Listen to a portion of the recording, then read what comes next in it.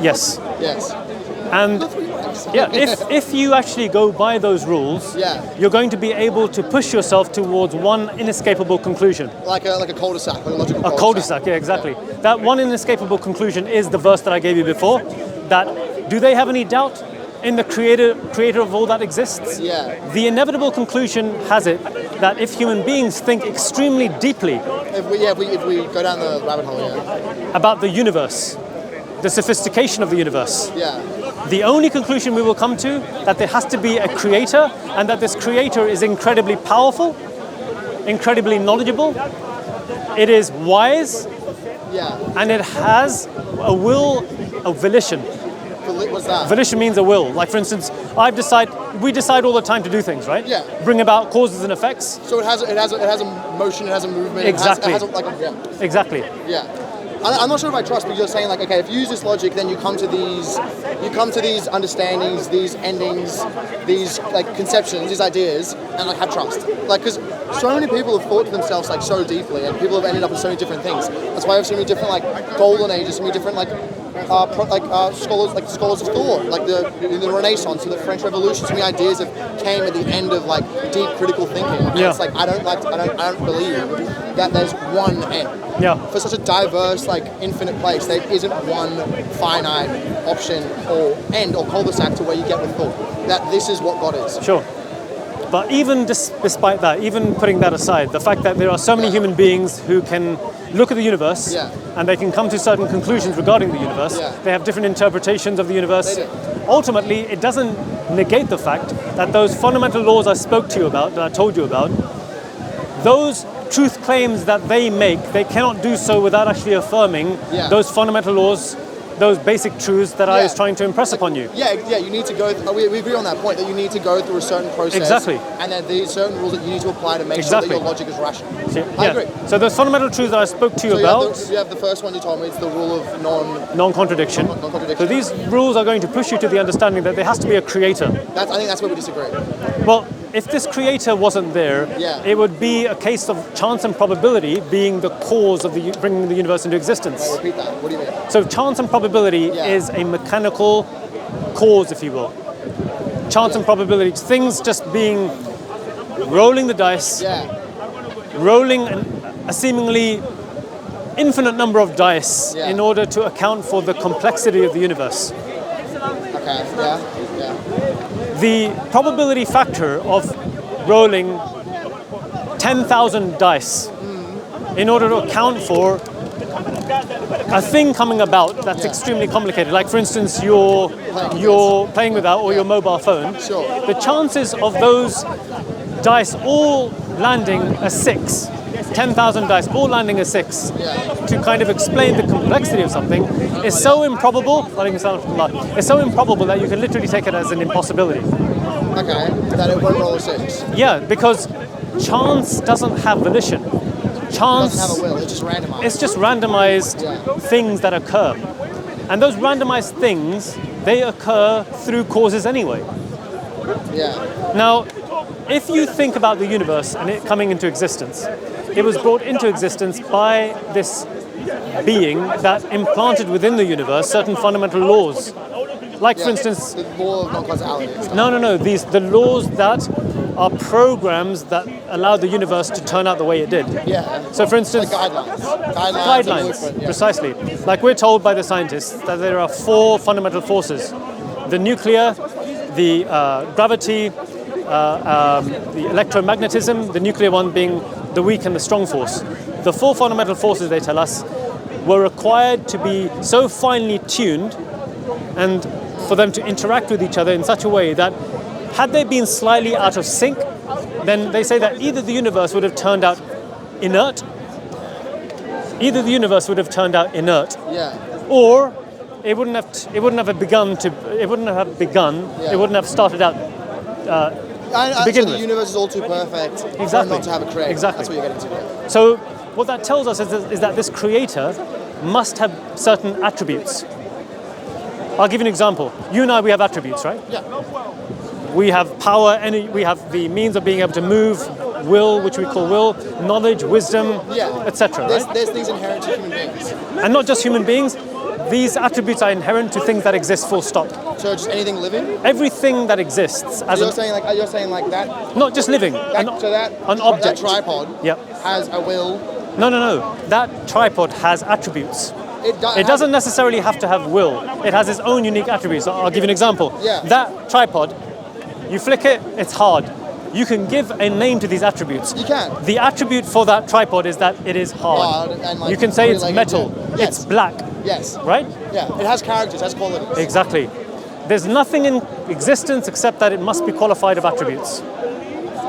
Give me anything from creation, an object that exists outside the mind, except that I will tell you that Well, for it to exist, it needs to have attributes. Yeah. It can't exist with no attributes. Precisely. Therefore, that's not. Precisely. There's nothing that Are exists. you to the point that because we have that the universe has attributes, therefore that's an extension, a representation of its creator, which therefore is like the Allah. Go on. Is that and therefore like More than that. That this being has Yeah. attributes. yeah. If we have attributes, Yeah.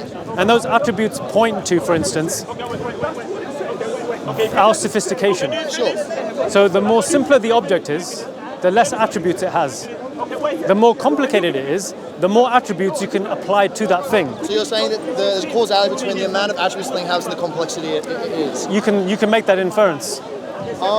And I would also say that the attributes that we, for instance, I don't have. think it's complete, but yeah, it definitely has. There's definitely some sort of correlation. Yeah. I don't think it's causality, but it's correlation. One of the ways that we can determine as human beings that we have attributes and that we live is through those attributes.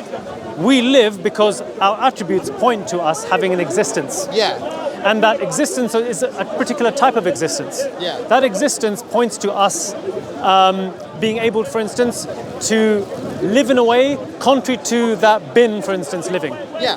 We can think at the abstract level. We can. A bin can't. Yeah, there's like ways to prove that you're alive. There's Yes. like your senses show. You know, Exactly. the senses just show you have the ability to communicate, you have the ability to have free will, independent thought. Precisely. Those things. Yeah. Precisely. Now, if that's true of us, Yeah. how about the one that brought the entire universe into existence? Well, like I'd say this, right, and this is using like a religious framework, that even though we have those abilities, attributes to think deeply, I think, as you said, we're confined by our senses. That was one of your original points. Yep. I think if God is such a complex creature due to its having infinite attributes, Yep.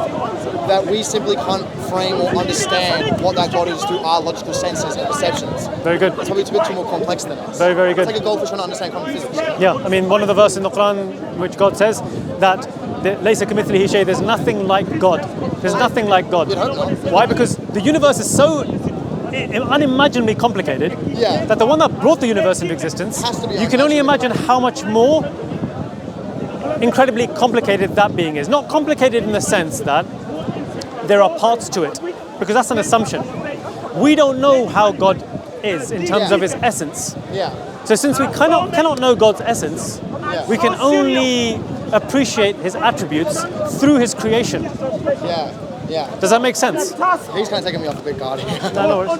But does that make sense? Repeatable. So, Yeah. given that we don't know who God is, Yeah. we can only appreciate God's essence and his attributes through the byproducts. Yeah, through the creation, Through like the creation. Bible, the Torah, the Through Quran. us, through the creation, Yeah. and also through the message that human beings have said that Can I ask he's you a quick revealed. question? Yeah, go Because on. I did religious things, right? God is if God is all knowing, all good, all creation, and we believe, right, through the monotheistic religions, that these religious texts are. It goes right. Correct me if I'm wrong. But the Torah was the original one, and then the Bible was the evolution, and then the Quran is The Torah was revealed to Moses. Yeah, and then Jesus came, and he was a good prophet in Islam's eyes, but wasn't the perfect. And the Quran is the final and completed version. Right? Yep. If God is all knowing, Yep. why did he pick literature, which is such a...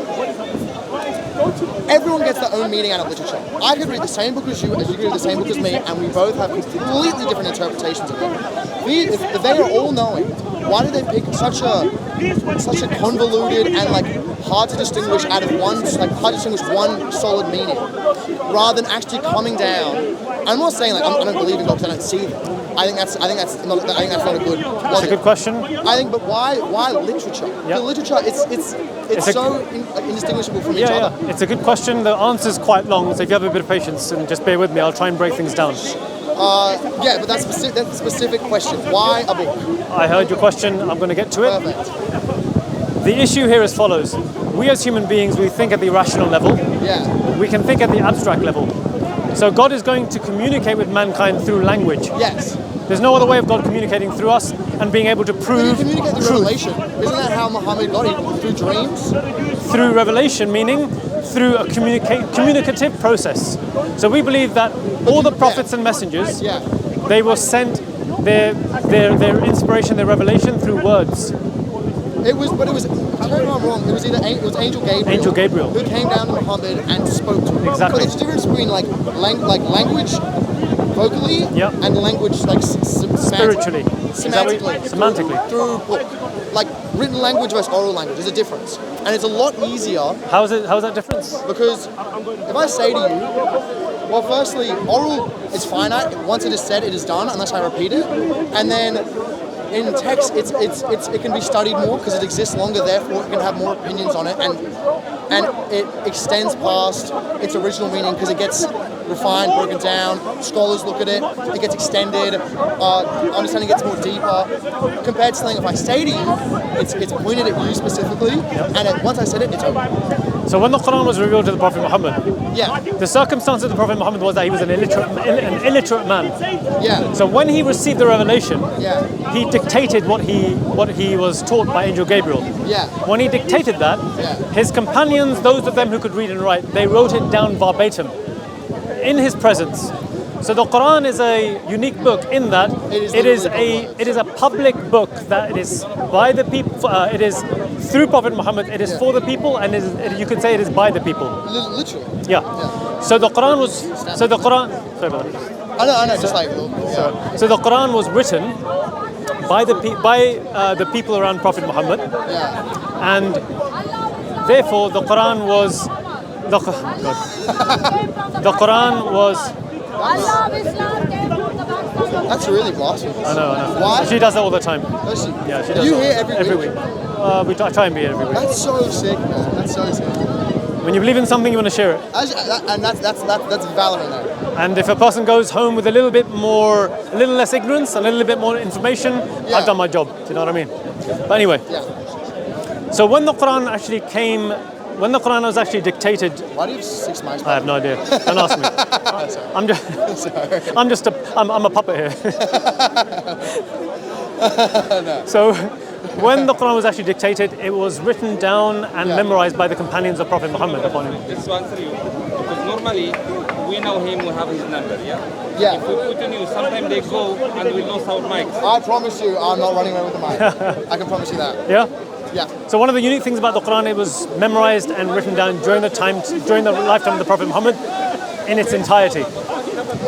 And the Quran was actually memorized by tens of thousands of people during the lifetime of the Prophet Muhammad sallallahu alaihi wasallam. So the Quran was actually there during the Prophet's time, and it has remained exactly the same, word for word, letter for letter, dot for dot. Yeah. And we can actually prove that. It's an incredible phenomenon where if you go to any of the mosques around the world, you will find an imam or a person there who has memorized the entirety of it. You know the Muslims, You know the Muslims, they fast during the month of Ramadan. Yeah. The Quran, the month of Ramadan is known as the month of the Quran. The Muslims are encouraged to come together in the mosque in the evening, for instance. Like Fridays? No, just on Fridays. Every day? During the month of Ramadan, we're encouraged to literally read the Quran as much as possible. Because during that month, that is when the Quran was revealed for the first time. Yeah. It's not a celebration right now. It's like a celebration. It's a spiritual celebration. We have a massive Muslim community in Sydney, and we had these night markets. Right. And then we had like one of the scholars come out and be like, it's not like Christmas, it's not like that, it's not some sort of like massive festival. It's more like it's more spiritual and holy. Yeah, precisely. Yeah. So, it was like a big thing. yeah, but this is more like a spiritual holiday, a spiritual party, if you will, where we all come together in prayer. Yeah. You might have seen the Muslims pray. They're very, very they go completely silent, and they're led by one man, and that man is usually the one who's the most knowledgeable of the Quran. He like almost like sings the Quran. He recites the Quran in a melodious voice. Yes, that's the way to put it. Yeah. So when he's reading the Quran, he does it from memory, the entirety of it. This is 6,200 and something odd verses In Arabic. in Arabic. But when no human being, no imam is fallible. Is infallible. He makes mistakes. Yeah. People will become confused. But here's the thing, here's a phenomenon. Go to any mosque and you'll find Muslims behind him who've also memorized the Quran. One or two or three of them will immediately jump in when he's made a mistake and correct him. It's pretty incredible. And this tradition extends back over 1400 years, right the way back through the companions of the Prophet. Do they all have mics so they can do it? No, they just shout it out. The people just immediately behind will say, the imam will make a mistake and they'll correct him, and then he'll correct himself and then carry on reciting. Oh, okay. And this goes back to who? The Prophet Muhammad. This is how he taught people. So the phenomenon is incredible. So this is how we know for certain that the Quran is the word of God and that it is being preserved for the Muslims, unlike the other books out there that were never in the hands of the people. They were in the hands of the elite. So for instance, the Bible was written after Jesus left the earth. Yeah, it was like it's like comprised of 600 years. It's comprised of 27 books. Yeah, I know, but like it was written over 600 years. Yeah, exactly. So what does the Quran bring? It brings this understanding that the revelation that was communicated to us, we know for certain is from God, or through Angel Gabriel to Prophet Muhammad. Do we? So look, you asked me about the communicative process, yes, I did, right? I did. So I haven't forgotten the question. Yeah. So the Quran itself came with what's known as laws and regulations of how we're supposed to behave in life. In fact, it came to tell us the best way that we can actually exist in life, the best possible way that we can be as human beings, both individually as well as collectively. So if you want to sum up Islam, it's as follows. Islam is an establishment of rights. The rights between human beings, how we're supposed to behave between ourselves, but the most important right, how we're supposed to behave with the one above. Yeah.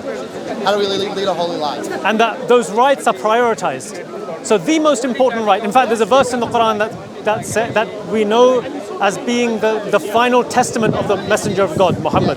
You know when you write a final testament, right? Like a conclusion. Like an inheritance, right? I hope not too soon. Yeah, well, we hope not, right? But we're going to all die very soon, right? Pardon? We're going to die very soon. Are we? We're not going to live forever. No, we're not going to live forever, not very soon. You scared me there. You know what? I've reached, how old are you? I'm only 20-ish? Okay, I'm closer to 50. Yeah. At 21, I thought I was going to live forever. I would have probably said the same thing that you just said there. But when you've had a certain number of children, and when you know you've gone over the hill, you know that there's only one thing waiting for you. I knew that now, but the difference is I hope not very soon. And I hope the same for you. And we hope the same for you as well. Thank you. Right? The point, however, being that the laws that Islam came to teach, it prioritized these laws. Yeah. And it prioritized this through this verse that the Prophet Muhammad was described as his final inheritance, his final will to mankind. His message. His message. Yeah. And it's an interesting one. And the verse begins as follows. It says that, come, let me recite unto you. How many mics is that, mate? 6, 7. I dare not look down. Straight in the action. Oh my God. It begins as, let me recite unto you what your Lord has forbidden you from. And the first and most important right is the right of God. It says that you do not associate partners in the worship of God. What does that mean? It means that in Islam we've been given a purpose in life. Yeah. That collective purpose is as follows. It says, God says in the Quran, I have not created jinn, which is an alternate form of life. You know, you heard of the genie. You know the genie when you rub the lamp and the genie comes out? Aladdin, like Aladdin, right? That Aladdin is literally from the concept of what the Arabs held, an alternative form of life like the angels known as jinn. What might be equivalent to ghosts or poltergeists in the West. There's only the real like tangible world, and that's the only form of life. There's this world, and this world, according to Islamic tradition, there is created like a spiritual world. That's what we said. Exactly. There's created communities that God has created. For instance, the angels, human beings, and also what are known as the jinn. And are they bad? Some of them are bad. They're like us. They have free will. Some of them are good. Some of them evil. And they're invisible to us. They're invisible to our eyes. Yeah. Just like God is invisible, the angels are invisible. But we believe in them just like we believe in God. God has given this information to us. We have faith in that. So the verse says, he did not create jinn nor mankind to do what? Except to worship God. So this worship is a worship of gratitude, that we recognize as that this being brought us into existence. And the least thing that we can do, Alex, is say, thank you, God. Thank you to be gracious. Because we're gracious to our mother and father. As we should. I don't need to tell you as one of those fundamental truths, the fitrah. Remember I told you about the fitrah, the primordial state that every child is born upon? Yeah. I don't need to tell you, for instance, that, Alex, you know instinctually that you owe your mother certain fulfillment of rights that she has over you. She brought you into this world. So I then owe her stuff. Yeah, you owe her something, right? I don't think it's transactional. Well, look, think about it like this. Sure. Instinctually, if someone gives you something, you're going to say thank you. Yes. You're not going to slap them across the face or be rude to them. But that's because I follow the social code. The social code is something, Alex, that irrespective of time and locale, whether you're living in the middle of a jungle and you're described as a primitive barbaric tribe, or whether you're living in the most advanced civilizations, Alex, everyone recognizes that if human beings come together, we're cordial. We're cordial because otherwise it's not in our best interest. So that comes with a certain level of development, and it also comes with a certain level of peace and respect and understanding. But it's more than that, Alex. So you argue that there's an inherent code in us that makes us respectful. Respectful. We have to be respectful. Why? Because why? I don't know if I agree with that. But Alex, I've met so many people that are disrespectful. No doubt. But they're the exception to the rule. I'm talking about the rule here. Do you have a wife or a girlfriend? No. Okay. So when my wife and myself we came together, instinctually we knew that there were unspoken rules that all human beings, when they come together to cooperate, whether you're in a business venture, whether you're a husband and a wife, whether you're a girlfriend or a boyfriend or whatever, right? I think that's due to the social code, not due to a biological rule. No, but that's what I'm trying to get across to you. Oh, yeah, sure. Even the atheists recognize this biological rule. They say, love for yourself what you love for others. Yeah, be respectful. Be respectful.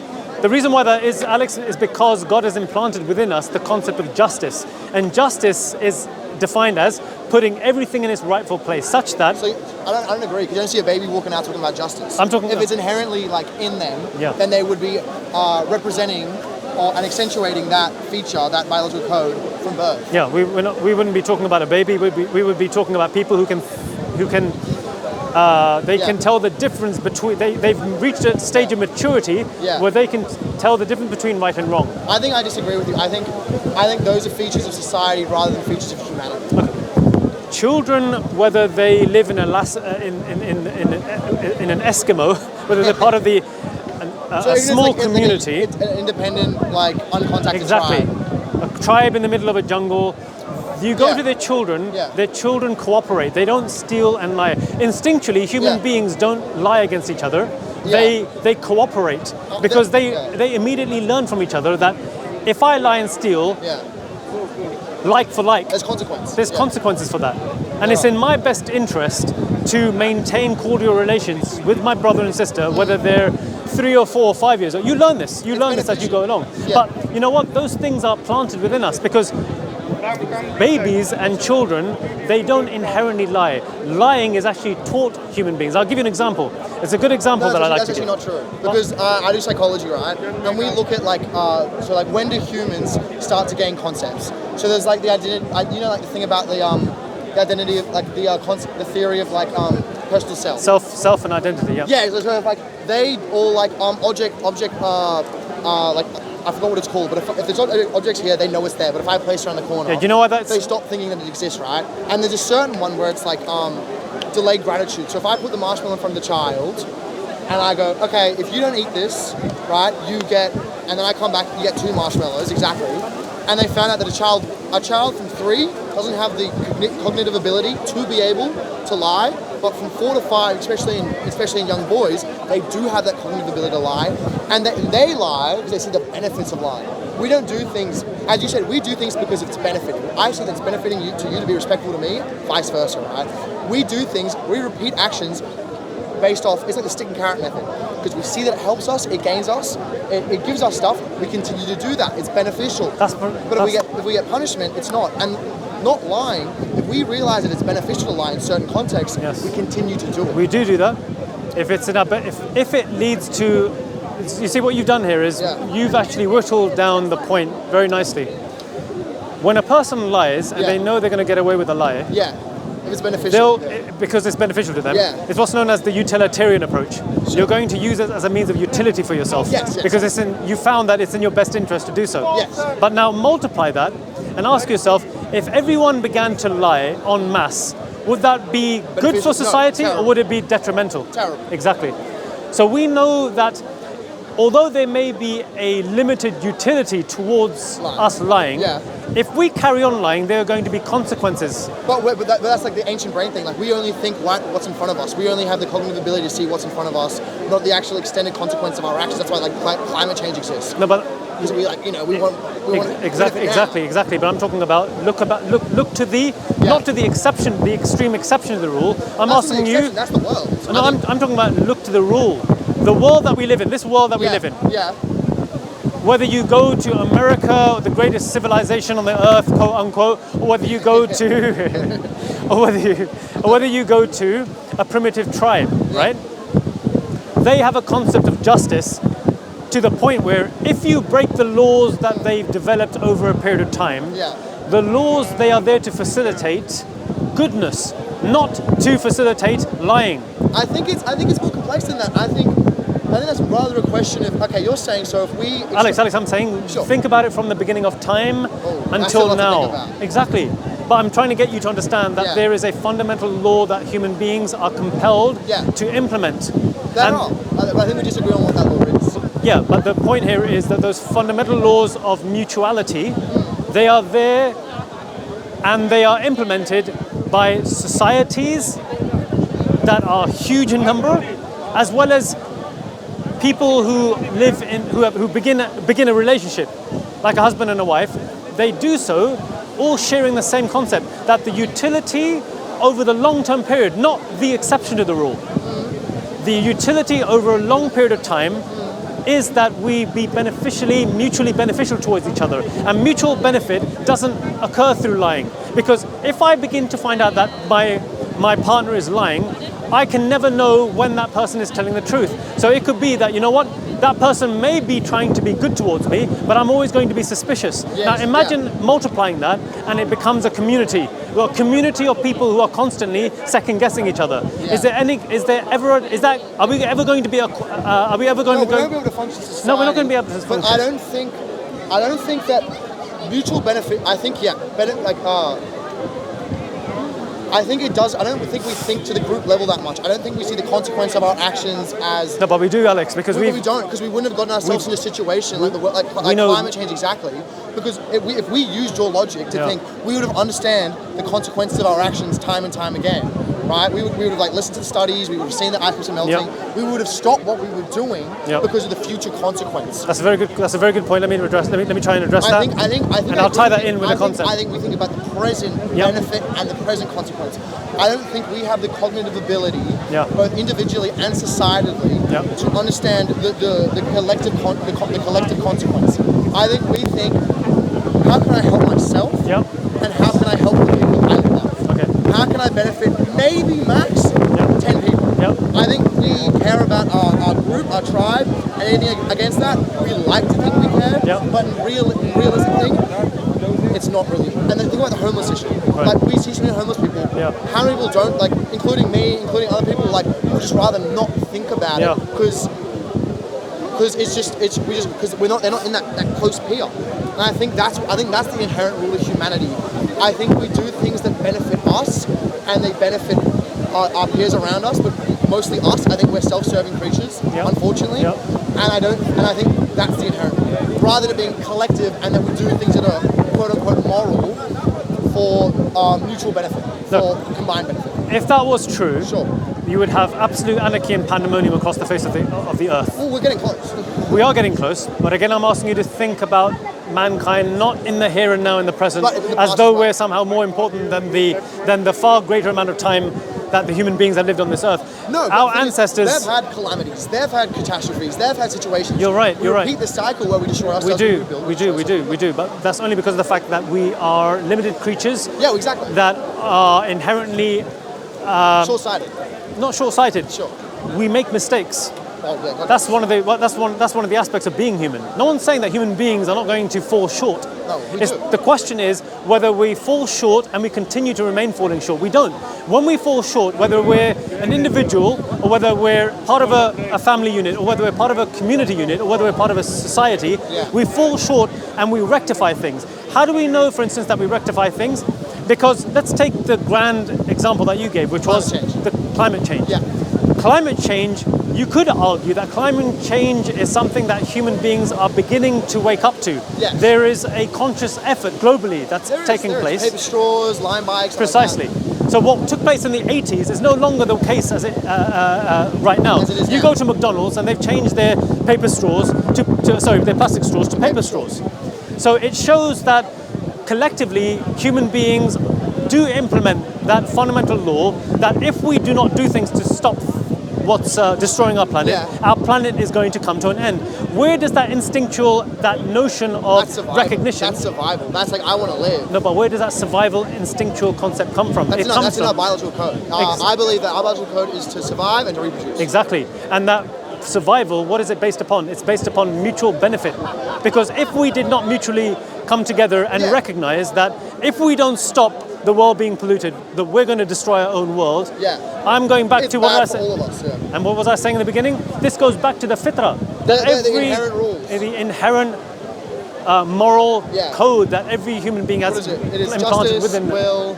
Justice is as follows. It's defined as follows: putting everything in its rightful place. To the point where if you try and take something and you try and shove it into an area that it doesn't belong, you're committing injustice. So imagine that's yours, right? Sure. You know that's yours, right? You brought it. Yeah, I did. Right. So that belongs to you. And then if you took it, that imagine I took it.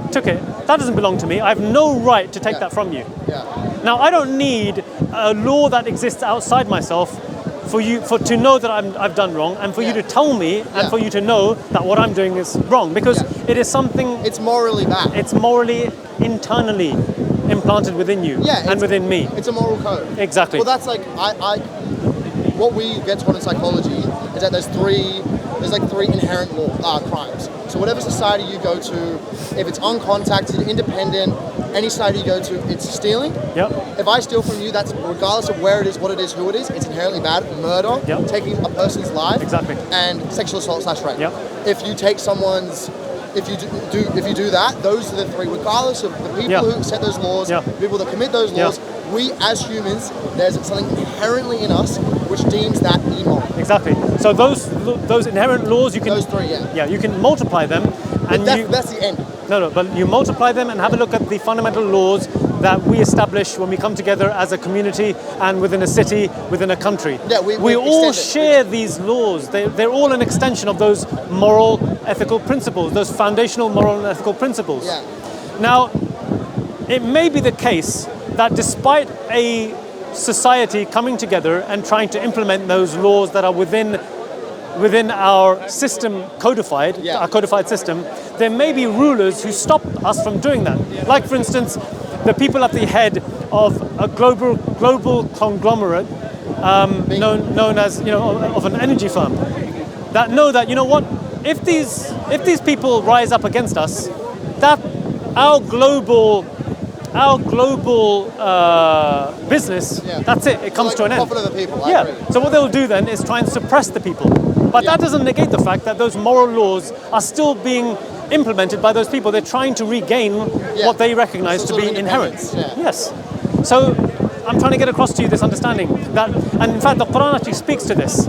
It says, evil has appeared in the land and in the sea because of what the hand of human beings have earned, so that they may taste a portion of that evil and return back to God in repentance. So we create evil, we realize that it's evil, and then we go back. And then we go back to God. So in other words, the exception to the rule is evil. So the rule everything is good, and then the exception is the evil. Exactly. And what is the concept of evil? It is. I don't agree with that. Well, let me try and break this down. Sure. Look at the way God, if He exists, look at the way He's allowed human beings to exist. Yeah. We human beings, all of us, we have so many blessings, quote unquote, that we have in life. We breathe in the majority. There may be extreme exceptions to the rule. We love. We have mercy. We do. We have all these inherent characteristics, right? We have all these inherent characteristics. So these are blessings, and the exception to the rule is that there are few people in life who try and go against these rules. Yeah. You understand? Yeah, that guy kind of took me off a bit. Yeah, no worries. So the concept here is that all of us, we have these blessings that we have around us. Yeah, I agree.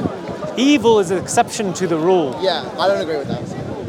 I think that not evil, but like negative things like pain, suffering. So let me just put it like this. Sure. Evil is the absence of good.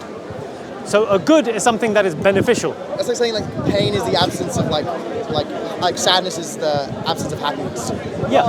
I think they exist in their own right. I think it's not like black and white. I think it's more like they exist. Okay, maybe the word evil is you're finding it a bit jarring. So let's go with the world that you're. I hear that religious term a lot, where it's like I forgot what paradox it is, but it's like how could God exist if evil exists, right? Like if it's an all-knowing God. Yeah, that's predicated on the understanding that God is all good, but we don't believe that. We believe that God is just, and God, who is just, He placed everything in the universe in its rightful place. Okay. So everything has a purpose, because we don't believe that this world is a world of absolute good or absolute evil. This is a world, our scholars have told us and Islam tells us, it is a world of a mixture of good and evil, but the purpose behind the universe being created fits God's purpose. Because, for instance, if this universe was all good, we human beings, we wouldn't know what evil is, because we wouldn't have a means of being able to measure goodness by it. Okay. We would be like automatons. Okay. There's no concept of the opposite, for instance, of light. If there was just light and there's no darkness, would we know what light is if we didn't have anything? No. You need a point of reference. Exactly. So in the Quran, God says, and we have created everything in pairs so that they may reflect. Yeah. What is God drawing our attention to? That God has created this universe dualer. That in the world, it's like bimodal. Yeah. Why? Because that allows us to understand the concept of justice. Without the opposite, there would be no means of us being able to know what good is in order to establish justice, what evil is in order to establish justice. So this points to the fact that the creator who brought the universe into existence, it has certain fundamental attributes that are predicated on justice as well. Yeah. God is all just. He's the one who created good, and he brought evil into existence, and he created it. Okay, so, go for it. So the thing is, like in Islam, like the God is the first one. So that means He does whatever He wants. Everything that you see is all His. Like before everything existed, there has been God. God is the first one. If you look at it into a long way, and if you have because we all our minds might be limited. You know, if you think about it, it's all true. Like the God is the first one. He created everything. Like He is all the good and evil. If you can't say it's all an extension of God. You're gonna end up into the idea that God is the first one. He does whatever He wants. If yes, he wants that's a very good point. If He wants to make evil, if God said that if He wanted these human beings, if He wanted, He would have given guidance and He would have made everyone believer. Like He said that in the Quran. In the Quran, God says that if He wanted to, He could have made you one community. Yeah. But God says that He does this out of His justice, meaning He creates human beings, they differ, so that then He can implement His justice. Okay, so there's the believers and the non-believers. Yeah, but check this point out. Wait, let him finish his point. Yeah, but the thing is, if you think about it, sometimes you might be like, okay, why is evil, why is bad, why is good, why is this, and why is pain and that. You're gonna come up to the thing that it is really God, He just created everything, because we all belong to God. You know, if you think about it, everything it is, you're gonna if you use your intellect and use your knowledge and keep on thinking about it, you're gonna end up into that the God is the first, and He created everything exists God created it. It's all His thing. So there's a verse in the Quran where God says that He says, وَرَبُّكَ يَخْلُقُ مَن يَشَاءُ وَيَخْتَارُ. He says that your Lord, He creates whatever He wills and wishes. Now the verse begins as the following, your Lord. So what it's reminding human beings of is the following. If you recognize there is a creator, and that everything is therefore dependent upon this creator, it is God who therefore decides how the universe is. And then the verse continues and says, and they do not have any say in the matter. Why? Because if you recognize there is a creator, the question now isn't why did God create me, but the question now becomes for what purpose did God create me? Because the why cannot come into it. The why, you've already submitted yourself, and Islam means the ones. So you've already submitted yourself to the idea that there is a creator, a source of all things. Yeah, and so, obedience. So if this God is the source of all things, he's brought the universe into existence, we live. What now? What now is, what is my purpose now in life? Yeah. And that's where God communicates with mankind, because if this God exists, he is a God of attributes, incredibly powerful, incredibly knowledgeable. We would say also incredibly loving, incredibly wise, but also all just. Yeah, all just. So meaning that people like Hitler are not going to get away with what they did. There are some people who turn away from God because they've been taught, oh, God is all loving. So if God is all loving... So they believe since God is all loving, therefore they have impunity. Exactly. So we say that no, we believe that God brought us into existence. If we as human beings recognize the concept of justice and we implement the laws of justice in this world, the one that brought us into existence, who gave us the intellect and the rationale to be able to know this, he knows us better than we know it ourselves. It just seems so absolute for me. It's like, okay, this is God's way. He put you in here, don't question, to submit. Okay, these are God's laws. Here's this. Don't wonder why.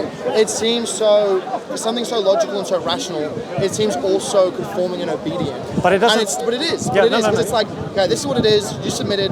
Don't bat an eye. I see where you're coming from. And it's a bit like, in such like as you show, like you're very intelligent on these things, and you say there's a lot of scholars. And believe me, a lot of discourse around what is and what isn't, and where do you extend yourself. But at the same time, it's like it doesn't seem like an inherent human quality to have that utmost obedience, especially to something that tells us is invisible. We didn't believe oxygen existed, air existed. We believe this is empty space due to its invisible nature, and then we discovered it and go, okay, there's something here. We don't believe. It's like the black swan paradox, which is like very close to Australians, because you didn't believe black swans could exist, and they went to Australia and they existed, and they go, wow, like, okay, maybe things that are in front of us, that aren't in front of us, can exist. Yeah. And it's like, okay, have absolute belief in me, have absolute conformity, absolute obedience, but I'm not going to show themselves, and like it just seems like that's not an inherent human quality. And if we're an extension of God, why did they make us scrutinizing, curious creatures, yet we're told to believe in something you can't scrutinize, but also is not present? Yes. Okay, so Islam never says not to scrutinize. But it's like the way you're presenting it is like to submit. Like, maybe that's my fault here. Yeah. Because he brought up the concept of God exists, so therefore we're supposed to submit to him. I was trying to get across to you that once we reach that point in our evolution and our spirituality, and we recognize that God exists, and we come to a firm conviction that God exists, that has a profound impact on how we live life. It can only ever have a profound impact, because if this God exists, and this is a God that has attributes of perfection, we know that the more perfect an attribute is implemented, the more praiseworthy the person who implements that attribute is. So for instance, take a judge for instance. We know that some of the greatest judges are those that are able to implement the attributes of justice in the most perfect way possible. Not the most perfect way, because they're not. No one's infallible. Everyone makes mistakes. But the best judges are the best judges are the ones who implement their attributes justice exactly. And we praise them. We say, you know what? As we should. So the one, therefore, so in other words, here's a principle. It's a principle. The closer we are to the establishment of the perfection of an attribute, the more praiseworthy that attribute is. So the being that brought the universe into existence, who is seemingly as perfect as you can get, because there's nothing beyond this being. His or her attributes, right? Its attributes, they have to be the most perfect attributes that we can conceive of. So therefore, if we praise our mother and father when we're children and we're growing up, you know, they say that, you know, the mother and father, we're the apple of our mother and father's eye, but they're also like a god to us when we're young. They're the only world that we have. Like you think your dad's the strongest person in the exactly, world. Right? And then we go out in the world and we find that there are human beings who God has blessed with having an incredible intellect. They can think about their particular subject in a way far more better than other people, and we praise them. We give them Nobel Peace Prize. So people who like are good at things, we give them praise. We give them their due rights. Right? Their due worth. In certain contexts. In certain contexts. Yeah. Now, if that's true for the limited things, Yeah. a fortiori, meaning applying this to the more perfect concept, Yeah. the being that exists, that brought the universe into existence, Yeah. that being is more worthy, the most worthy of us recognizing its perfection of attributes. Isn't that not answering the question of why we praise a God? Like, isn't that answering the question of like, okay, if God's all perfect, then why does He need people to praise Him? Very Doesn't good that answer question. that question? So that verse I gave you, What I'm saying, didn't you just answer that? Because it's like, because they are the best, they are perfect, Yes. therefore, and then They are the most worthy of praise. Therefore they're worthy of praise. Precisely. And it extends itself. and that concept that they are most worthy of being praised, we know amongst ourselves that, well, actually, let's go back to the so I've given this concept to you, Alex. Sure. Essentially, Islam is a concept of rights, like I said before, Yeah, the establishment of rights. Yeah. If you read the Quran and you read the prophetic Sunnah, which is the example of the Prophet Muhammad that's been left to us, you'll find that there isn't anything when it comes to the establishment of rights that he hasn't spoken about. So, for instance, he's told us that verse which I recited to you, which let me recite unto you what your Lord has forbidden you from. Do not associate partners in God's worship. Yeah, yeah. And then it goes Is that on. why you separate female and men in the mosque? Yes, but then the verse continues and says, Sure. and be good to your mother and father. Yes. So literally, alongside the most important right that we human beings can think of, Yeah. it immediately places who? Your mother and your father. I mean, it's an extraordinary phenomenon. Do you reckon? I feel like it's inherent humanity to praise thy mother and thy father. And yet there are people who today and before who are not respecting their mother and father according to the way God wants them to look after their mother and father. So for instance, there are people who say to their mother and father, Yeah. pee off, or mum, get lost, or Whoa. get out of there, right? You get too crazy. Listen to what the Quran says. Yeah. The Quran says, if this is the word of God, and God has communicated what our rights should be towards our mother and father, Yeah. here's the standard, Alex. It says, and if one of them or both of them reach old age, extend a wing of humility over them, and do not say, oof. What do you mean? Forget a word, even an expression of disrespect. Oh, so like be respectful. Yeah, you know, like when some children nowadays, they go, Yeah, they kiss their teeth, right? Yeah. That's the equivalent of the Arabic word oof. Oof. So if I'm saying oof to someone, that's Yep, and exactly. really. And the And Arab, in my culture, it's like oof. should Like, not that's even say bad. Like, that's very Yeah, bad. you shouldn't even say that. Like, So you can imagine. So you can for your imagine. parents. So you I don't use the word. so you can imagine how some. You have a look at the way children behave today. How far, and I put myself in the category. How I used to behave towards my mother and You're a father. father now. You understand. How we behave towards our mother and father. The word in Arabic is in the superlative of the language. It's not saying that you be the second best or the third best. It says ihsanan, the best that you can be to your mother and father. And then the verse continues and it says, and do not bury your children out of fear of poverty. Now this is in reference Do not bury your children. children out of fear of poverty. That means don't like literally. Literally bury them in the sands of Arabia. And why? Because the Prophet Muhammad came, the Arabs, unfortunately, because they had turned away from the rules of God, turned away from the true worship of God, they began to create their own limited man-invented concepts. So they came to the conclusion that a daughter is a liability and it is lesser than having a son. You see that now. You see that now in countries like in India, where it's an epidemic. Yeah, like where China has less, more men because of one child policy. Exactly. And the rural, like Exactly. a man can work the land better than a woman. Yeah. And now you're seeing like a massive amount of sex trade in like Southeast Asia. Yep. Because you have to find a wife. And they've just recently passed the law of euthanasia. That you can literally, when you want to choose to kill yourself, isn't that contentious do whatever in you the want. UK? Isn't that? I was reading the newspaper. I was up in Manchester, and it was like suicide bombs and stuff. The ball has been rolled. The first steps have been taken. How do you feel about that? Well, I mean that's a story for another day. Let me just go back to the fundamentals there, right? Sure. So the Arabs used to bury their baby daughters alive. So the Quran came and forbade this. It's good. And the Quran also says, and do not kill anyone for whom it is unlawful for you to kill unless upon justice. So Islam advocates for use of violence, but it has to be violence upon justice. Yeah, like a consequence. Yeah, like what's known as a just war theory. What's a just war? Just war theory. Oh, like it's a just war. Just it's war. a fair war. Someone comes to attack you, like someone comes to take away your homes. Self-defense. and says, "Oh, this is my home now. Get lost," right? Like in that part of the world where an entire civilization. So this is what Islam came to teach: the establishment of rights. So, Alex, what I've told you here, I'm hoping it makes complete sense. Like, for instance, the Prophet Muhammad, upon him be peace, he even gave the walkway its rights. He saw some of his companions just sitting there loitering on the road. So he went to them and he said, "Give the roadway its rights." And they said, "O Messenger of God, how do we give the roadway its rights?" Right? He said, "Spread the salutations of peace." Meaning, you might see some of the Muslims, they'll say, when they meet each other, they'll say, "Assalamu alaikum." Oh, then you go, "Walaikum salam." Wa alaikum assalam. We're literally making supplication to God that, "Oh God, bless my brother, have mercy upon him." And he says, "And may God extend that mercy upon my brother as well." Oh. So this is what he said about the rights. Can a non-Muslim say that? Non-Muslims can say that. If you say that to me, I'll say "Wa alaikum assalam" to you. That's amazing. Yeah. So, likewise, the rights that animals have. Yeah. You'll be surprised that animals have incredible rights in Islam.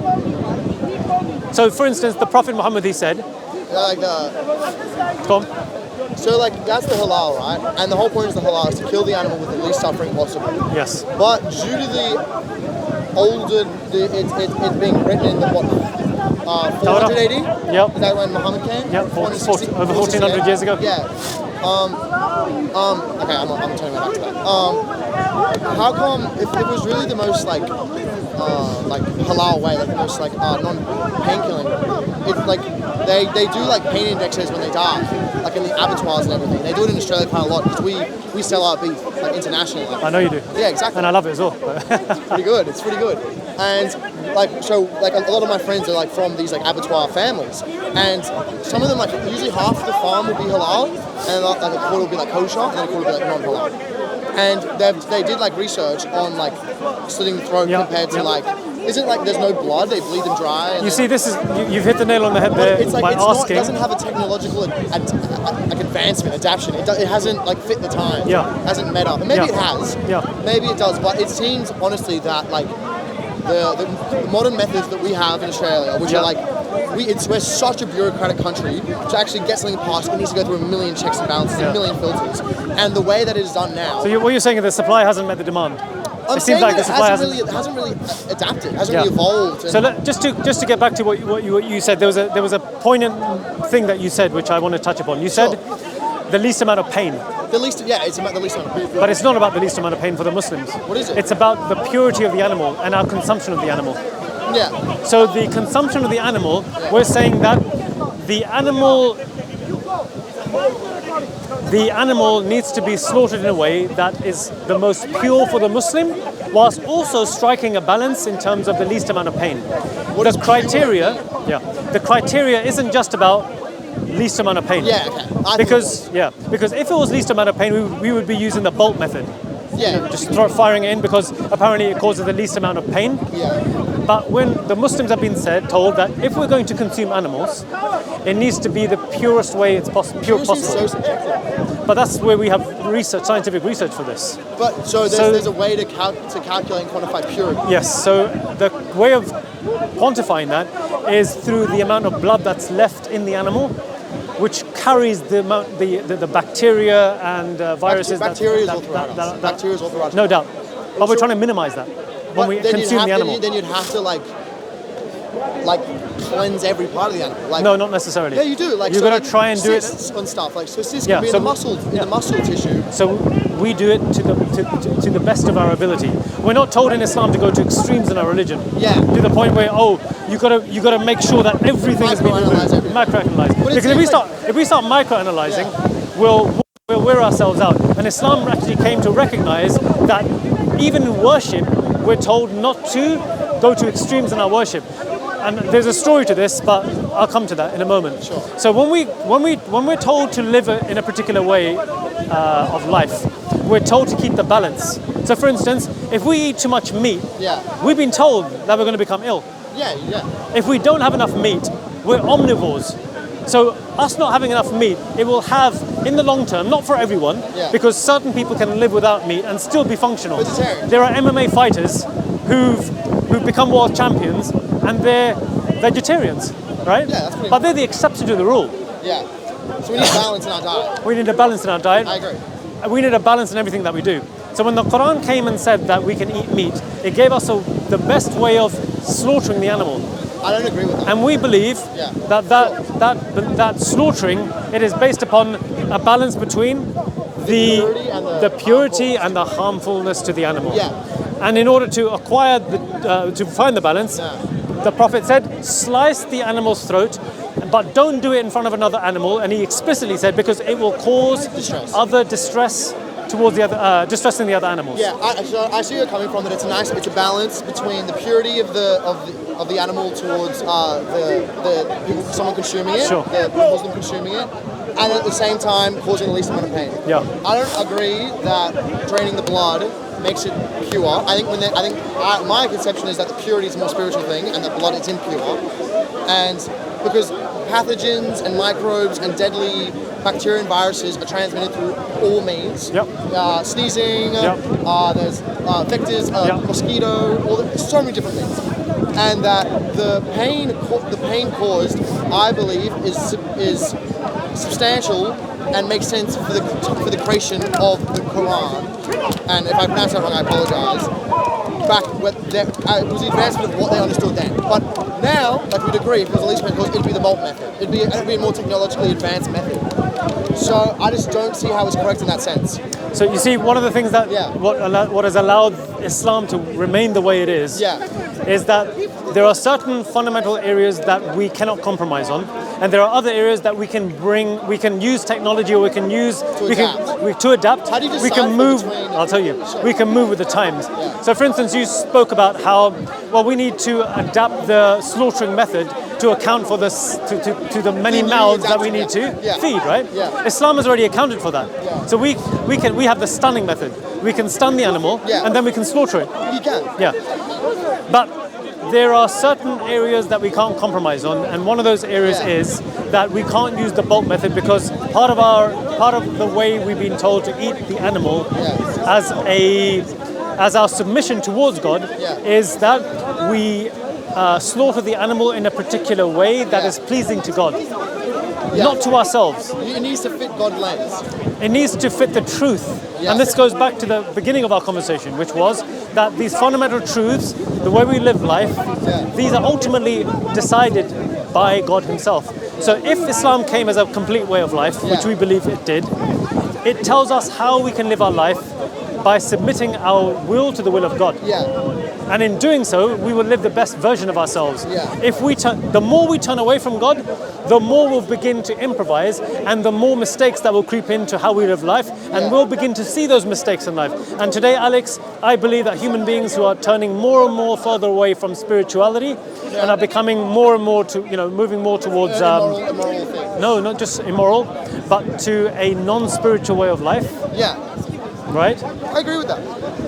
We're beginning now to see how society is breaking down. People are questioning their sexuality. People are identifying as animals, and things are only going to get worse. I think that's an exception to the rule. I think.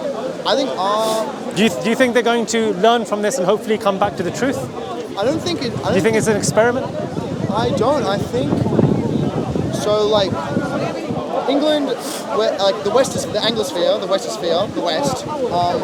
It's individualistic as it gets. It's about me. It's about who you are. And I think a pillar of it, that individuality is identity. And I think we're given the right and we're given the space and the expression to find out who we are and what's the correlated identity with who we are. I think that's an extension of that, because you do see like lower levels of LGBTQ and like that sexual preference and those things, which personally I agree with. I'm an ally to that. I think it's amazing. I think that in a city like London, the diversity of it, you can have a corner like here and talk about religious things, and down there's Pride Month as we speak. I think that's incredible. I think it's diversity, but I think it's an extension of identity, and I think it's an extension of individualism, because it allows us to express ourselves. And I don't think it's immoral. I don't think gay people are immoral. I think that because it exists independently from like influence. I think gay people so there's like the classic Native American third gender, where they believe that there was a third gender. And then in like where I'm from, Koori people, Indigenous Australians, there was also an understanding of a third gender.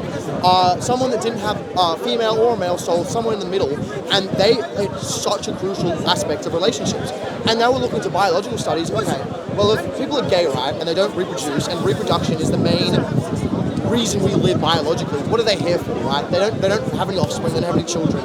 And it actually shows that communities with high percentage of LGBT actually have higher levels of connectedness and communalism, because they look after children, they look after each other, they care about each other, they're pillars of the community. And I think it's inherently human that people aren't just heterosexual. So I think it's like the pushing of religion that kind of condemns it. And some horrible things have happened when it comes to, they are oppressed people. Yeah. And I think it's fantastic society that we've limited that oppression, allowed self-expression and identity. And I think religion is when it comes to it shunning that and pushing that down is honestly a terrible thing. Yeah. So one of the things that Islam actually teaches is that, like I mentioned before, it speaks about the rule rather than the exception. Human beings. I don't think LGBTQ is an exception. I think it's a rule. So the human beings right across the face of the earth, by and large, whether it's today or in the past, they've identified as heterosexuals because there is a utility in heterosexuality that is implanted within the biological self. There is.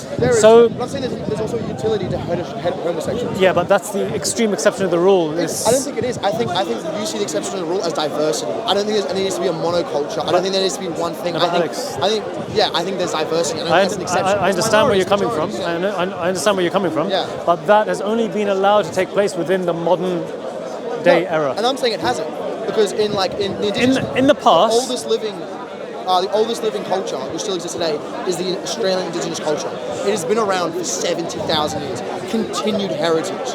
Right? Are you telling me that in that heritage, the exception to the rule was not heterosexuality? No, I'm saying there was diversity. No, I understand that.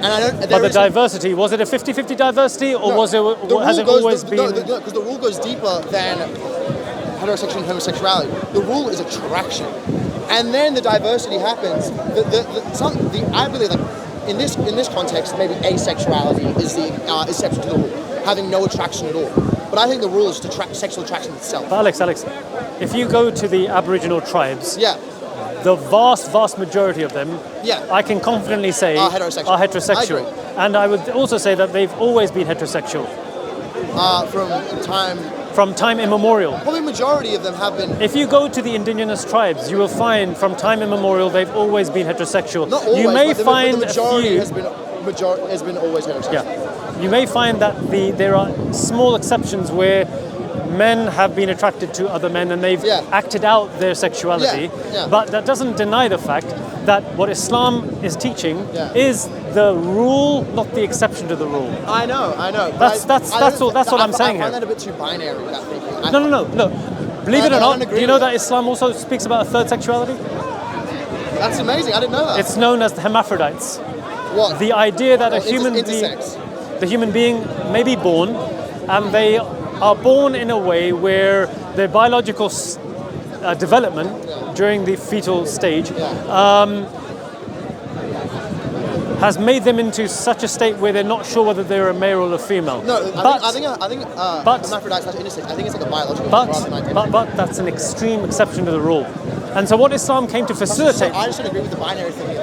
I think that's where we differ. But the exception, what Islam came to facilitate was the natural law of the world. The law that God established His world upon. I don't think that can be denied. I think it's obvious that the vast majority of human beings, right throughout history, they weren't forced towards heterosexuality. It is a natural proclivity and a biological necessity. It is the biological necessity. Like, if it wasn't heterosexual people, we wouldn't be having children. But I think, firstly, I disagree with this rule and exception sort of thing. I think it kind of makes like this assumption that there's a way and there's not a way. There's people who follow the rule and people who don't abide by that rule. I think people who are homosexual are following their sexual proclivity. I think it's a decision just like it's not for heterosexual people. Do you believe those decisions are right or wrong? I believe that they don't have any moral.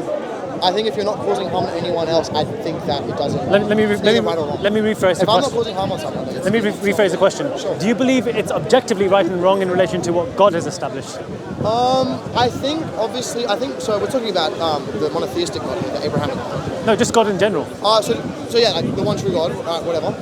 I think obviously in his texts, in the Bible, in the Quran, in the Torah, there's obviously like a man should not rest with a man as a man rests with a woman. There's obviously like outlines that homosexuality is not okay. What about in terms of the way God has established his creation? If for instance, Alex, you were... No, I don't agree. You were born on a desert island. Sure. And there were a few number of people... So is there a natural punishment to homosexuality?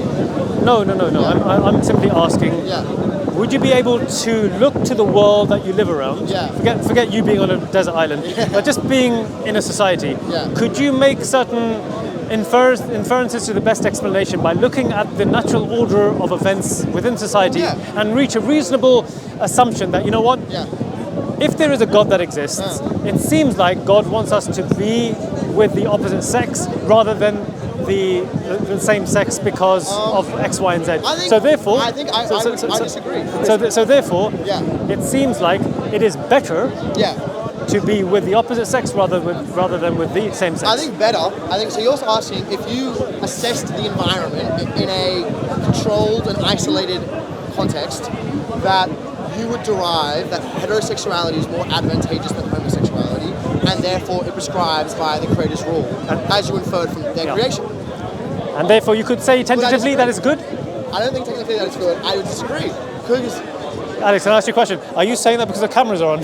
No, I'm not saying okay, that the good. cameras are on. I'm not saying that's because I'm disagree because humans are not the only homosexual animals.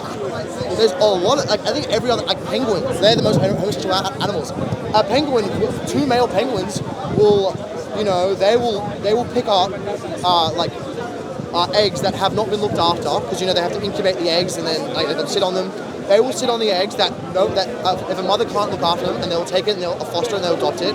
Lions, there's this pack of lions in Uganda that are all homosexual, and they rule. But Alex, they rule the kingdom. No, but you know as well as I do that is an extreme exception to the rule. It's not an extreme exception. When the lions do this, they do it out of necessity. They don't do it out of necessity. They don't do it out of a biological imperative. They do, because what about the Spartans, right? The Spartans... No, I'm talking about the majority of the lions. I understand there may be a few lions who may end up doing this. There's even dingoes who do this as well. Oh. Right? Why the dingo? Why the woe towards the dingoes, man? No. Yeah. But look, the point here is as follows, Alex. Yeah. There's if homosexuality was something that was an innate part of a person, you would find, for instance, twins, and they've done this experiment already. Yeah. You would have biological identical twins who are brought up in the same environment. Yeah, twin studies. I know about twin studies. The twin studies, what they prove is that one turns out homosexual and the other turns out heterosexual. Yeah. But that's not possible, because if they were twins and it was inherently within them, it will be by necessity the case that they would either be one or the other. No. It wouldn't be possible for them to be... That's not how gene expression works. No. I'm not talking about the expression of the genes, I'm talking about the inherent nature of the person. The only thing that science knows about what causes... So there's two things we know, and I could be wrong, but this is what I know to be true. So the difference between genotype and the phenotype, right? Yeah, the expression, phenotype is exactly. The expression. And then gene is what? So there is... I hate to break your heart, but I think we all have the gay gene. There is a gay gene. It's a collection of genes. But what makes someone actually active in their homosexuality is if it's turned on. Is if it's turned on. Very, very good. And then the second thing is that with men, so I'm one of 5 brothers and one mum, right? Different dads. And I'm the third born, so straight, and then my 2 younger brothers are gay. And what they think is that a mother, the more sons she has, the lower the birthing order, the more likely that to be gay. And they go, well, why is that? Because they think, and I could be wrong, this is how science is, that it gets falsified, it gets checked, things could be that, whatever. But a cause of a gay child, of a son who it will turn out to be homosexual, is that the testosterone when they're in the womb is lesser than that someone who's straight. And then your question is, then why will someone who's lower, right, in the birthing order, have lower testosterone? It's because when a woman incubates a child, when she is pregnant, when she's in the 9-month period, she's low-key, like as a human, it's because like the blood barrier between the baby and the human female is quite thin. So the transference of hormones is quite a lot, and that puts a massive toll on the woman. Because not only is she going through her hormones, which you need for birth, progesterone, estrogen, androgen, like all these things, she's also dealing with the baby's hormones. So the more children she has, the better her enzymes get at regulating the baby's hormones and creating this barrier. But what happens is that testosterone from that male child and her estrogen, it's like a push and pull sort of thing, right? And the better her push gets at, the more child she has. But what happens is it over pushes and has to not destroy, but start to limit that baby's testosterone, which then causes them to be gay, which causes that the more likely you are as a male on the birthing order, the more likely you are to be gay. And that's genetics. Okay, so the more likely you are to be gay. Yeah, homosexual. Now, if you're brought up in a particular environment which actually encourages that, you're saying that because that precursor is already there within that individual, there's a higher chance of that person becoming homosexual. Well, if the environment allows for it and is accepting of that nature, of course they're going to be more likely Good. to express themselves if they are. So therefore, if it wasn't the case, then the chances would probably be that they would still carry on the way normal, the way that the order of the world, which is that they would be attracted towards the opposite sex. So So the argument, that it's inherent, sexuality is inherent. it's relative. Is So what you're I'm saying saying. it's inherent because if I was in an environment where it was okay to be gay and I was straight, I'd still be straight. Yeah, exactly. So it's prior to context environment. And it also, nature. Even if it is that case, it doesn't negate the fact that the vast majority of human beings are still... The majority is heterosexual. Exactly. So that's all I'm trying to put across to you, Alex. It may be difficult for you to perhaps wrap your head around why. Wrap my head around. But yeah. And I think nowadays you're seeing more gay people, and it's like a left-hand study. Nobody was left-handed until like the 1980s, because in school, before like the invention of the ballpoint pen, and you're using ink, left hand would smear the page. So they'd smack your hand, left hand, and you'd become ambidextrous and use your right hand. And now we have more tolerance to left-handed people who don't really care, and you're seeing more left-handed people. That's why you're also seeing more gay people. But even the tolerance and the acceptance is growing larger, allowing people who are already gay to be more gay, to be that. Yeah, I understand. So left-handed-ness is an exception to the rule. Right-handedness is the dominant gene that establishes within human beings, because that's how do we know this?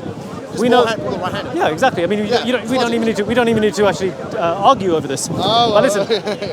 The point here is that, look, going back to the Islamic understanding, it's all about facilitating the natural order of things within the world and channeling that towards living your best version of yourselves. And we say that the only one who can actually determine that is not ourselves or a society, but God. And this, I think it's been a great conversation. I think where we differ is where you see the exception to the rule, I see the majority and the minority. I don't think the majority, the people that are the majority of society, the people that follow the rule, not the exception, are the inherently moral people, are God's people, are people following. I just think they're the majority. I just think they're the majority of people. I would say don't limit yourself to this time. If you extend this to humanity over the course of history, you'll find that what I'm saying is more applicable than what you're saying. I don't agree with that. No worries, we'll leave it there. Alex, nice one, mate. Look after yourself. Do you have an Instagram? No, I don't have an Instagram. Oh, you need to get, you've got a million cameras filming you and you're not getting any clout off it. Come on. That was a great conversation. Cheers, mate. Have a good one. Nice one. Listen to me. Let me talk. Your name, like, when you upload in the videos? Which name you give? Okay, I'll leave my name to them. Oh, okay. What is the name that you give me? Abu Isa? Abu Isa, yeah? Hamza Abu Isa. Okay, Hamza Abu Isa.